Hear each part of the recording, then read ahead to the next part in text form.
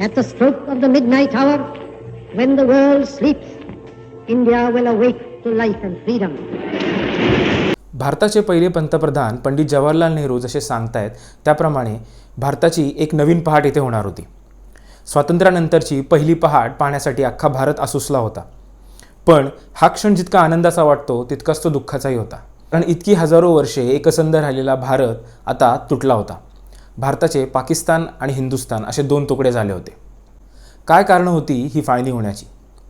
महात्मा गांधी यांनी फाळणी करवली की काँग्रेसच्या चुकांमुळे फाळणी झाली?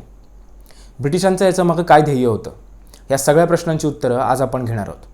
150 ते 200 वर्षांच्या कालखंडामध्ये अशी कोणती विषाची बीजं रोवली गेली ज्यातून ह्या फाळणीची उत्पत्ती झाली? त्यामुळे ह्या सर्व प्रश्नांची उत्तरं जाणून घेण्यासाठी व्हिडिओ पूर्ण पहा. नमस्कार, मी Sairaj Pawar. August 1947 and March 1948, 4.5 million Hindus and Sikhs are forced to migrate from Pakistan to India. 6 million Muslims must move in the opposite direction. 10 million people are displaced in the partition of India. 1 million are dead. भारताची फाळणी का झाली ह्या प्रश्नाचं एक उत्तर आपल्या सगळ्यांकडेच असतं. ते म्हणजे मोहम्मद अली जिना यांनी मुस्लिम लीगच्या आधारे मुस्लिम लोकांसाठी एक वेगळ्या राष्ट्राची मागणी केली आणि ती मागणी ब्रिटिशांनी मान्य केली आणि काँग्रेसही त्याला काही करू शकलं नाही आणि भारताची 1947 साली फाळणी झाली. परंतु ही एवढी मोठ्या गोष्टीसाठी फक्त एक व्यक्ती आणि एक पक्ष जबाबदार आहे का? तर तसं नाही आहे. याची बीजं रोवली जातात ती 1947च्या 90 वर्ष आधी म्हणजे 1857 साली. 1857 साली काय झालं होतं तर भारताच्या स्वातंत्र्य संग्रामातला पहिल्या इतिहासाचं पान लिहिलं गेलं होतं. ते म्हणजे 1857चा क्रांती संग्राम, आपला उठाव. 1857च्या उठावाची सगळ्यात खास गोष्ट ही होती की त्यावेळेस हिंदू आणि मुस्लिम हे सगळे एकत्र ब्रिटिशांविरुद्ध लढले होते. त्यावेळेला ईस्ट इंडिया कंपनीचं भारतावर राज्य होतं आणि ईस्ट इंडिया कंपनीच्या विरुद्ध राणी लक्ष्मीबाई, तात्या टोपे यांच्यासारखे अनेक सरदार हे बहादूर शाह जफर याच्या अध्यक्षतेखाली लढले. बहादूर शाह जफर हा काही मुळात लढण्यासाठी नव्हता, परंतु एक सिम्बॉल म्हणून या सर्व राज्यकर्त्यांनी बहादूर शाह जफर याची निवड केली होती. ह्याच उठावाबद्दल सावरकरांनी एक पुस्तक लिहिलं आहे, 1857चं स्वातंत्र्य समर. ह्या पुस्तकात ते ह्याच हिंदू मुस्लिम एकतेची अत्यंत स्तुती करतात. बहादूर शाह जफर याच्यासाठी ते एक शेर देखील लिहितात. पण एवढं करून देखील 1857चा उठाव काही यशस्वी ठरला नाही आणि ईस्ट इंडिया कंपनी तिथे कशीबशी जिंकली आणि हा संग्राम दाबला गेला. पण झालं असं की 1857 पर्यंतचे ईस्ट इंडिया कंपनीचा जो कार्यकाळ होता यातूनच हा उठाव झाला होता. त्यामुळे हा कार्यकाल बदलण्यात आला. म्हणजे ते अध्यक्ष ईस्ट इंडिया कंपनीकडनं सत्ता ही पूर्णपणे ब्रिटिश गव्हर्नमेंटने आता स्वतःच्या हातामध्ये घेतली होती. आणि त्यानंतर त्यांची खलबतं सुरू झाली की हा उठाव एवढा मोठा का घडला. यातूनच बॉम्बे प्रेसिडेन्सीच्या एल्फिन्स्टन यांनी एक बाब पुढे आणली, ती म्हणजे हे भारतीय सगळे एकत्रपणे लढले आणि त्यामुळेच ते एवढी कडवी झुंज देऊ शकले.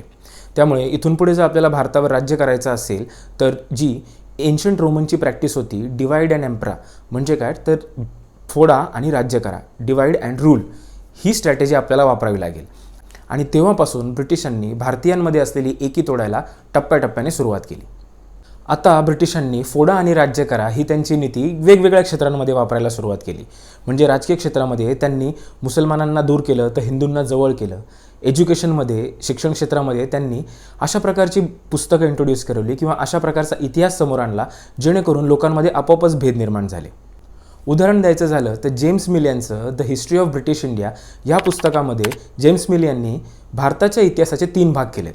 एक आहे हिंदू इतिहास, दुसरा मध्ययुगीन काळातील मुसलमानांचा इतिहास आणि तिसरा आत्ता मॉडर्न काळातील ब्रिटिशांचा इतिहास. यातून त्यांनी असं दाखवलं आहे की भारत हा कसा पुरातन काळापासूनच जुनाट होता, त्यानंतर ब्रिटिश यांनी आल्यानंतर त्यांची कशी सुधारणा होऊ शकते, त्यानंतर मुस्लिम राजांनी हिंदूंवर किती अत्याचार केले, यांसारख्या पुस्तकांचा वापर करून ब्रिटिशांनी लोकांची मनं कलुषित करायला सुरुवात केली होती.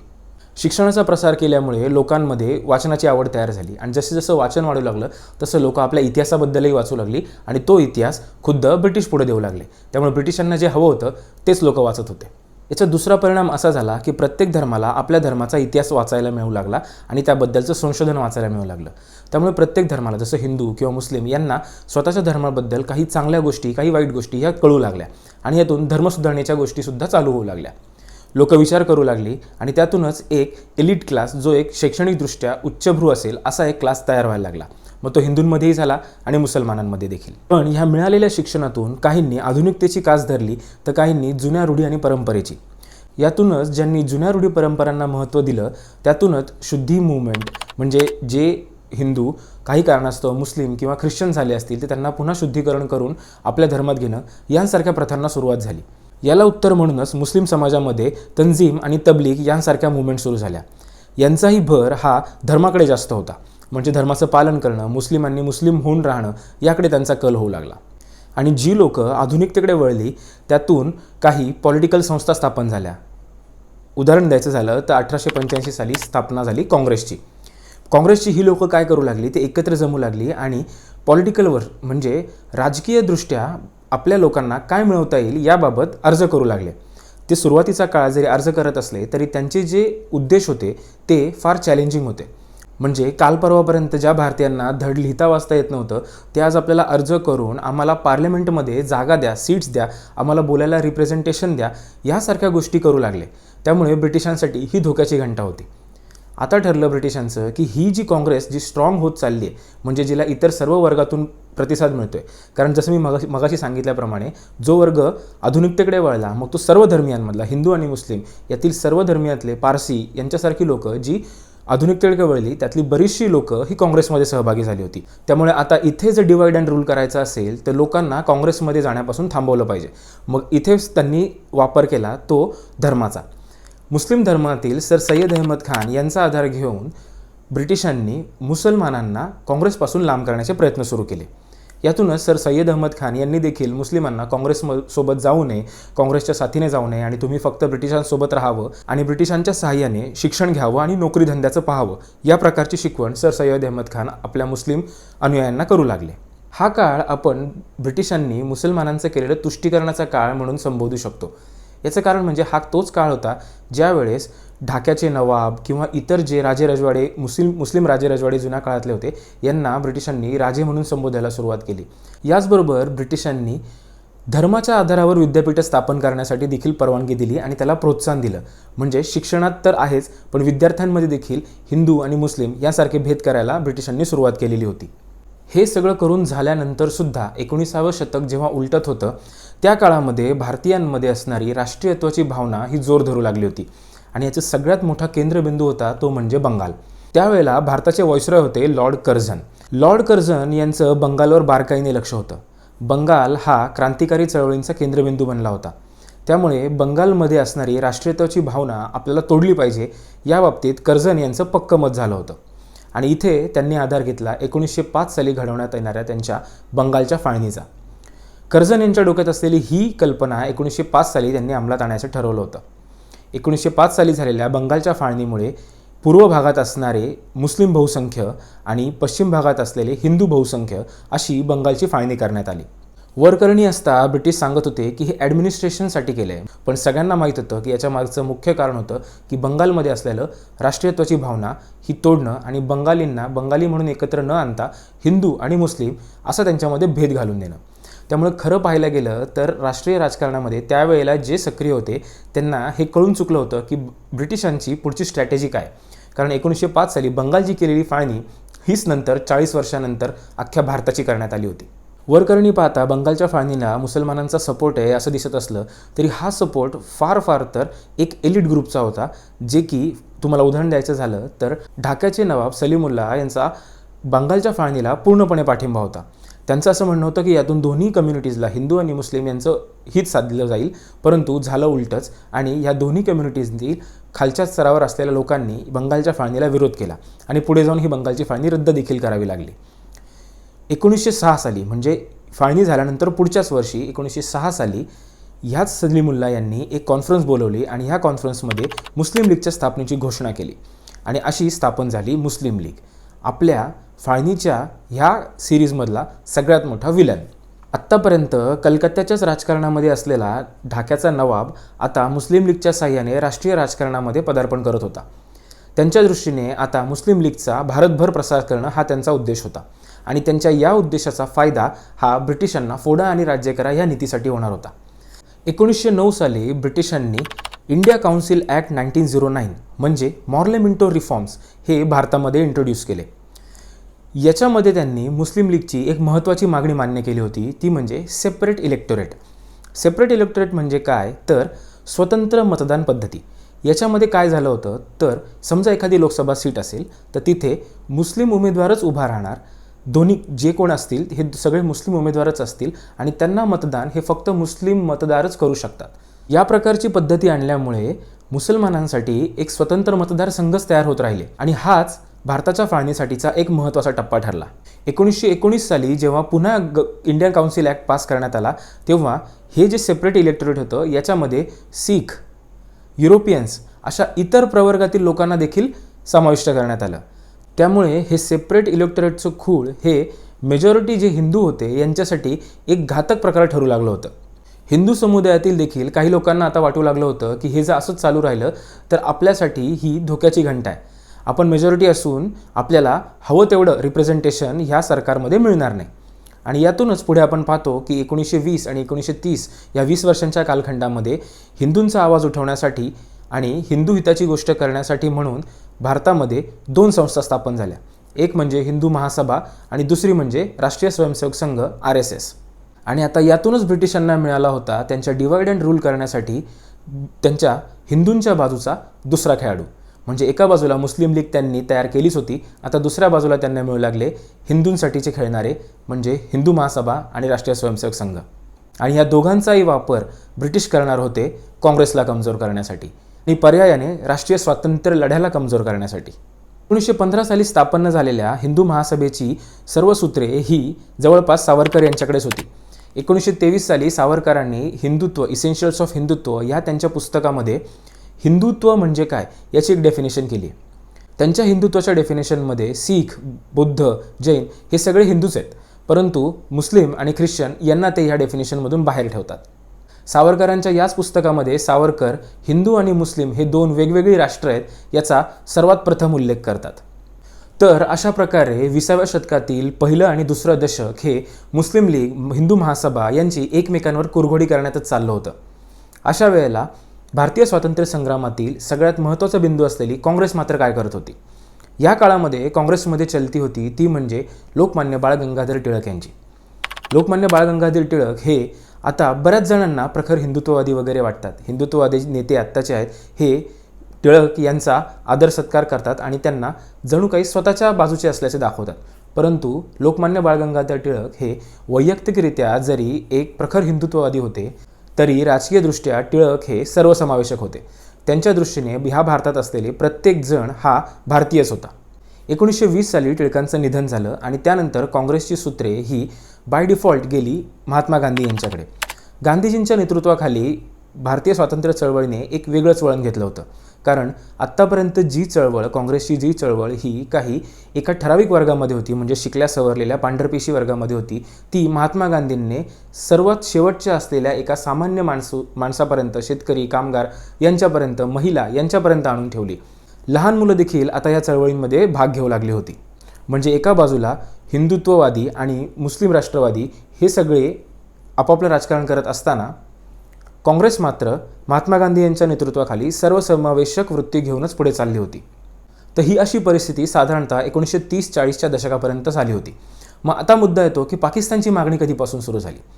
1930 साली कवी मोहम्मद इक्बाल यांनी पाकिस्तानची एक साधारणशी कल्पना मांडली होती, पण त्यांच्या या कल्पनेला एक आकार देण्याचं काम केलं ते रहमत अली खान यांनी 1933 साली. रहमत अली खान यांनी एक पॅम्पलेट प्रदर्शित केलं होतं. त्याचं टायटल होतं now or never, we live or perish forever. यातून रहमत अली खान यांनी इस्लाम खतरे में है, मुसलमानांचं ह्या हिंदूंच्या डॉमिनन्समध्ये काय होणार, हे जर सगळं हिंदूंकडे गेलं तर मुसलमानांकडे कोण पाहणार, यासारखा राग आळवायला सुरुवात केली. यातच त्यांनी पाकिस्तानची एक भौगोलिक कल्पना मांडली ज्याच्यामध्ये पंजाब, सिंध, बलुचिस्तान, काश्मीर आणि खैबर पख्तूनवा यासारख्या प्रदेशांचा समावेश होता. एका बाजूला मुस्लिम समाजातील काही नेत्यांचं हे असं वागणं चालू असताना 1937 साली हिंदू महासभेने सावरकरांनी मांडलेली 2 नेशन थिअरी आम्हाला मान्य असल्याची एक रेझोल्युशन पास केलं. आणि यानंतर 3च वर्षात मोहम्मद अली जिना यांनी लाहोरमध्ये पाकिस्तान रेझोल्युशन पास केलं 1940 साली.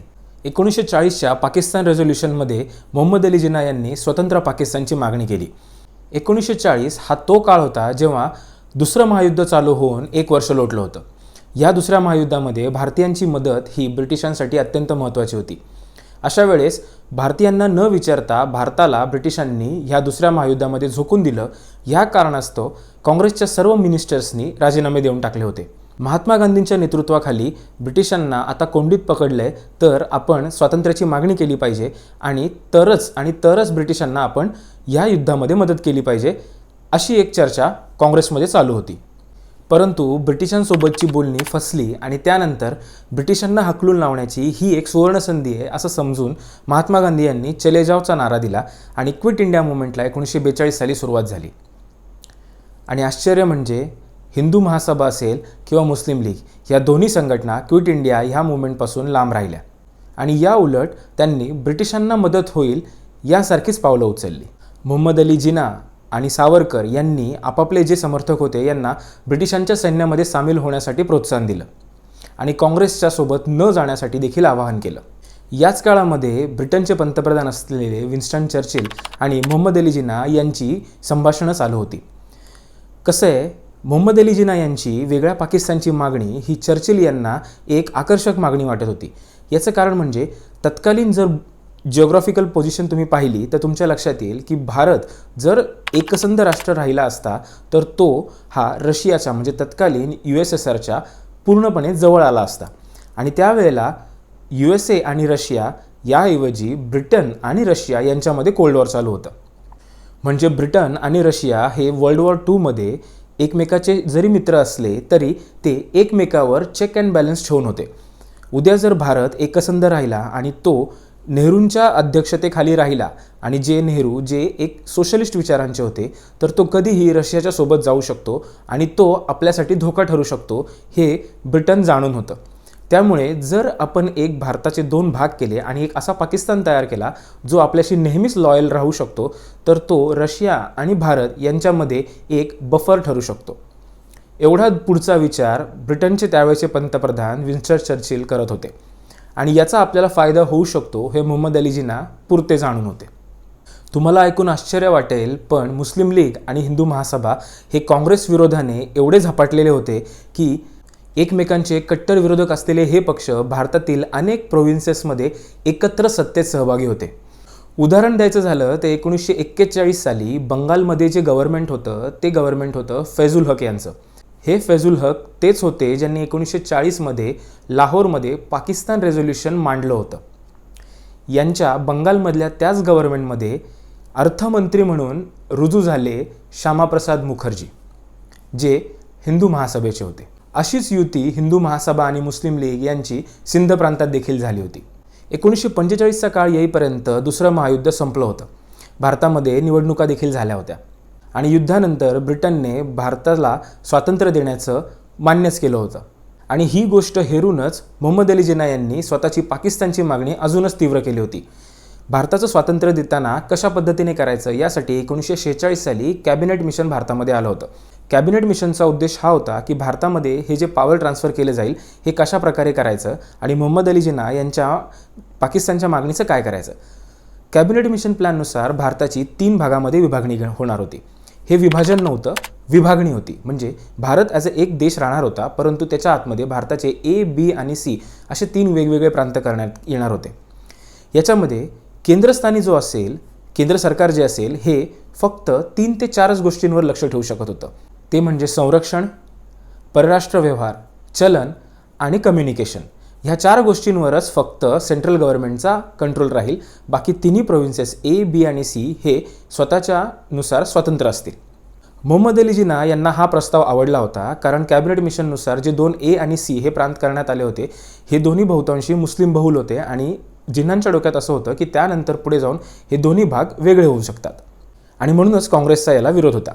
त्यामुळे कॅबिनेट मिशन प्लॅन हा फेल झाला कारण कोणीही त्याला मान्यता दिली नाही. वेळ कमी राहिला होता कारण ब्रिटिशांनी ठरवलं होतं की 1948च्या आतच भारताला स्वातंत्र्य द्यायचं. त्यामुळे पुढचे व्हाईसरॉय लॉर्ड माउंटबॅटन यांच्यासमोर भारताची फाळणी करायची की नाही करायची हा एक यक्ष प्रश्न उभा होता. त्यासाठी त्यांनी अनेकांशी चर्चा केली. महात्मा गांधी, जवाहरलाल नेहरू, सरदार वल्लभभाई पटेल आणि मोहम्मद अली जिनासुद्धा. परंतु कुठेच मार्ग निघत नव्हता. मोहम्मद अली जिना हे पाकिस्तानच्या मागणी व्यतिरिक्त कुठल्याच गोष्टीला मानायला तयार नव्हते. महात्मा गांधींनी एक वेळेस तर व्हाईसरॉय यांना मोहम्मद अली जिना यांना संपूर्ण भारताचे पंतप्रधान करा परंतु फाळणी होऊ देऊ नका अशी मागणी केली. नेहरूंना देखील या बाबतीत काहीच आक्षेप नव्हता, परंतु व्हाईसरॉय यांनी स्वतः सांगितलं की ही मागणी मोहम्मद अली जिना यांना करून झाली आहे, परंतु त्यांना ती मागणी मान्य नाही आहे, त्यांना वेगळा पाकिस्तानच हवा आहे. तुम्हाला आश्चर्य वाटेल, पण ज्या वेळेस माउंटबॅटन प्लॅन ठरला आणि फाळणी होणार हे ठरलं, त्यावेळेला ती फाळणी मान्य करणारे सगळ्यात पहिले काँग्रेसचे नेते होते, ते म्हणजे सरदार वल्लभभाई पटेल. सरदार वल्लभभाई पटेल महात्मा गांधींना एका पत्रामध्ये, महात्मा गांधींनी जेव्हा त्यांना विचारलं की तुम्ही फाळणीसाठी कसे काय तयार झालात, त्याचं उत्तर देताना सरदार पटेल असं म्हणतात, प्रश्न हा आहे गृहयुद्ध की फाळणी. गृहयुद्धाचं जर म्हणाल तर ते कधी सुरू होईल आणि त्याचा शेवट कधी होईल हे कोणालाही सांगता येणार नाही.